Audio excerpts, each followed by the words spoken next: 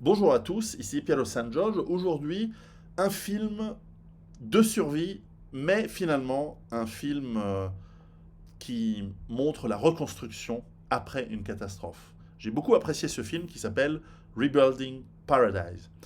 Il nous refait remonter en 2018, lorsque des feux de forêt en Californie, dans le nord, centre-nord de la Californie, finissent par rattraper une ville qui s'appelle Paradise, une ville qui est fondée depuis 150 ans dans cet endroit, un endroit qui a l'air magnifique, qui a l'air très beau.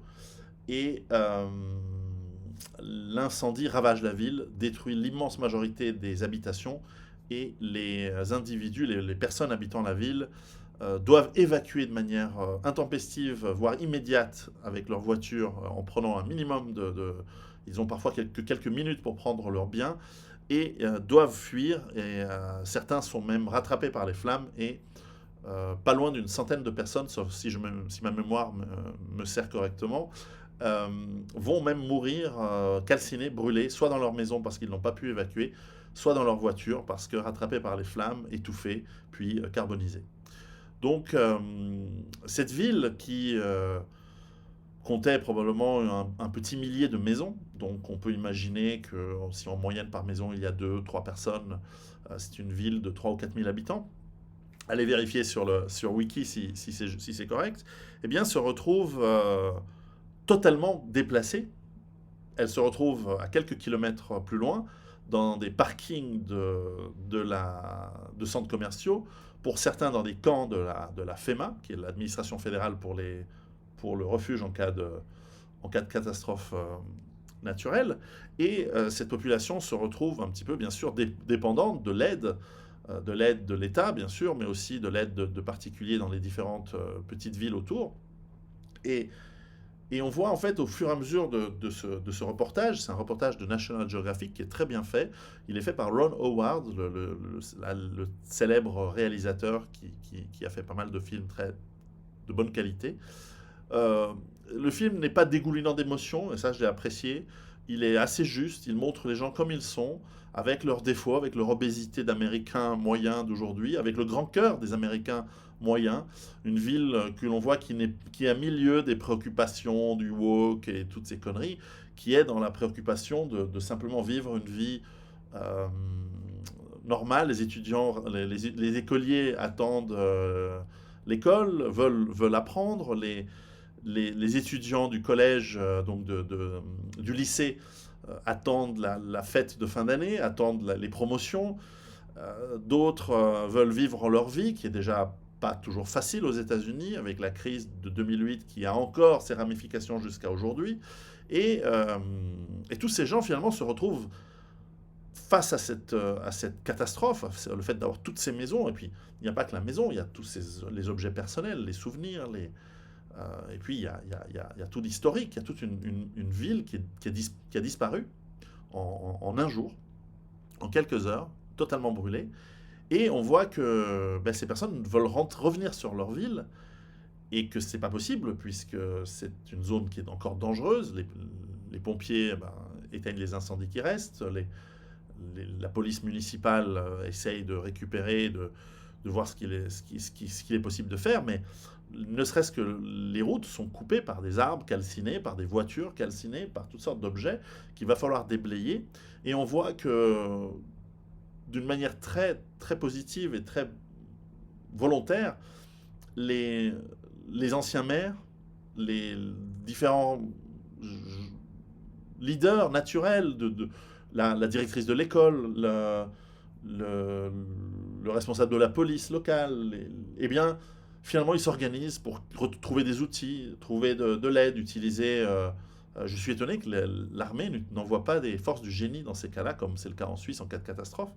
Enfin, ils essayent avec des tronçonneuses, avec des camions qui fonctionnent, etc., de déblayer les routes, faire rentrer les camions, et puis petit à petit, on voit l'évolution semaine après semaine, mois après mois, comment cette petite communauté se réorganise très difficilement, dans une émotion palpable, puisque à chaque retour sur la ville, les gens voient toute une vie, toute une épargne, et puis on voit qu'il y a un désespoir très grand, mais quand même cette volonté, cet espoir de pouvoir rebâtir leur ville, leur communauté.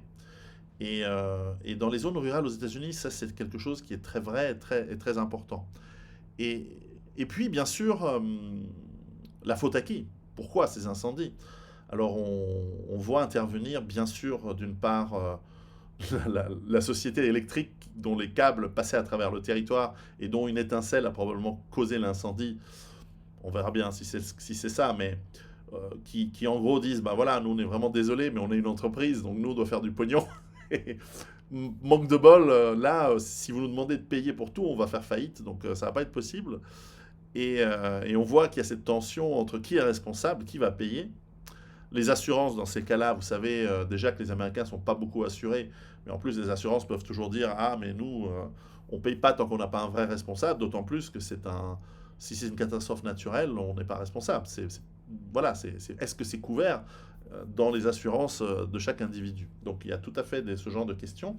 Et puis se pose aussi la problématique voilà, du logement en attendant de tous ces gens, parce que c'est bien beau de revenir déblayer, etc. Il faut les reconstruire, ces maisons. Et comme disait l'une des intervenants dans ce film, il disait que dans une année normale, il y avait 8 maisons qui étaient construites dans cette ville, et là, ils essaient d'en construire 800 simultanément, et c'est pas possible. Il n'y a pas les camions, il n'y a pas les entrepreneurs, il n'y a pas les ouvriers.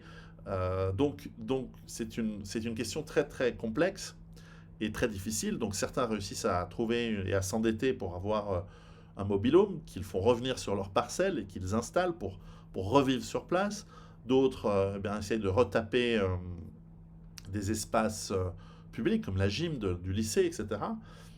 D'autres maisons n'ont pas été détruites, donc des gens sont accueillis chez d'autres personnes. Et puis on voit que petit à petit, la vie reprend, petit à petit, le travail se met en marche, petit à petit, l'approche, bien sûr, légale avance avec des avocats qui prennent en charge le dossier de la ville contre la société électrique, et ils vont gagner, ils vont recevoir des dédommagements, mais cela arrive bien plus tard. Et puis, ça reste, bien que ce soit la Californie, ça reste dans les montagnes. L'hiver, il fait froid. Et donc, on ne peut pas simplement dormir à la belle étoile sous une tente. Donc, on voit toute cette problématique de problèmes qui doivent être résolus petit à petit et pas forcément synchrone, puisque pas tout le monde est dans la même situation, ni financière, ni matérielle. Et puis, il y a le manque des outils, les outils nécessaires pour faire pour le travail de reconstruction, de déblaiement, etc. Et on voit que tout est dans le moral. Dans ce genre de situation, tout est dans la volonté et le moral des gens, d'essayer de soutenir, parce que c'est désespérant. On voit bien que les gens pleurent, les gens sont émus. Il y a dans ces situations énormément de couples qui se défont, des divorces qui vont se provoquer. On le voit au cours du film, du reportage. C'est normal. C'est normal, le stress, les tensions amènent un poids très difficile sur les individus et donc sur les relations qu'ils ont avec d'autres, d'autant plus si ces relations sont intimes et proches. Et donc j'ai trouvé ce reportage très juste et très bien fait, et justement pas, il ne recherche pas l'émotion pure, il la montre quand elle est là. Il montre autant des émotions positives que des émotions très tristes et presque proches du désespoir, mais il n'est pas il n'est pas voyeur ni racoleur. J'ai trouvé que c'était très juste, très, très, très poignant par moments, mais digne. Et on voit que ces Américains, malgré leur obésité pour la plupart, il y en a quand même qui meurent de crise cardiaque pendant la durée du film. Enfin bon, je veux pas leur jeter la pierre, c'est pas de la faute individuelle. On sait pourquoi tout ce système est déconnant également dans la santé. Mais bon, moi je suis pas forcément tout blanc de ce côté-là non plus. Hein, mais ce que je veux dire, c'est qu'il y a vraiment le bon fond des Américains. Et c'est pour ça que d'ailleurs, de traiter tous ces gens de racistes, comme le font les médias aujourd'hui, c'est particulièrement immonde. Parce que c'est une population, la population américaine, qui est incroyablement avec le cœur sur la main. Et certes, on peut toujours critiquer quand on a fait des études et qu'on est un intellectuel, on peut toujours dire que ce pas des gens fut-fut.